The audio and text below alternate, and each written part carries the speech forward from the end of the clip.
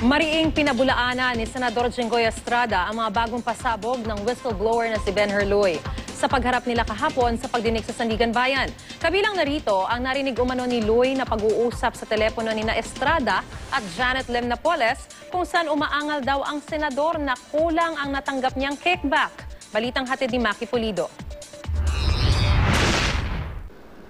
Sa isang party sa Discovery Suites sa Pasig noong 2012, mismong si Ben Herluy raw ang nagpapirma kay Senador Jinggoy Estrada ng endorsement letter ng senador para mailaan ang kanyang pork barrel sa NGO ni Janet Lim Napoles.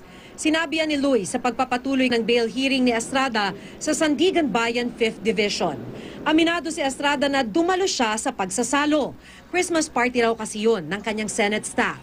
Pero imposible raw na nagpapirma noon ng papeles si Luy. Unang-una, hindi ko kilala si Ben Herluy. Bakit siya magpapapirma sa akin? Ang magpapapirma sa akin, yung staff ko, yung sekretarya ko, but never him. I have never spoken to him. I have never seen him. The first time I saw him was when I watched him over the TV, on TV. Nabanggit din ni Luy na minsan niyang narinig nag-uusap sa telepono sina Napoles at Estrada. Umaangal daw ang senador na kulang ng 10,000 piso ang kickback niya.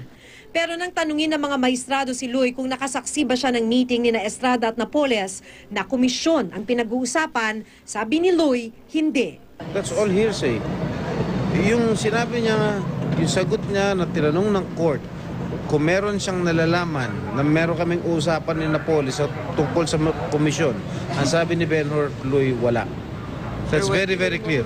Sa pagdinig, kinuwento rin ni Ben Hur na nagpupunta ang senador sa opisina ni Napoles sa Discovery Suites. Sa inis, itinaas ni Estrada ang kanyang kamay dahil gusto na niyang magsalita tungkol dito. Bawal ito kaya lumapit si Estrada sa kanyang abogado para sabihing dapat masabi agad sa mga maestrado na kasinungalingan daw ito. I have never been to his office nga eh. I totally deny that. So saan kayo bumibisita, sir? Wala. Sa laysay pa ni Luy, maraming pagkakataong katabi siya ni Napoles sa mga meeting kasama ang mga kongresista at mga ahente o middleman ng mga senador. Samantala, ipinagtanggol naman ni Justice Secretary Laila De Lima si Luy dahil sa lagi nitong pagngiti kapag hearing. Ikinapikon kasi ng abogado ni Napoles na si Attorney Stephen David ang pagngiti ni Luy. Nakakabastos daw kasi ito. Si Ben Herluy, ganun talaga ang personality niya. I think it even adds to his credibility. Na relax siya. Maki Pulido, GMA News.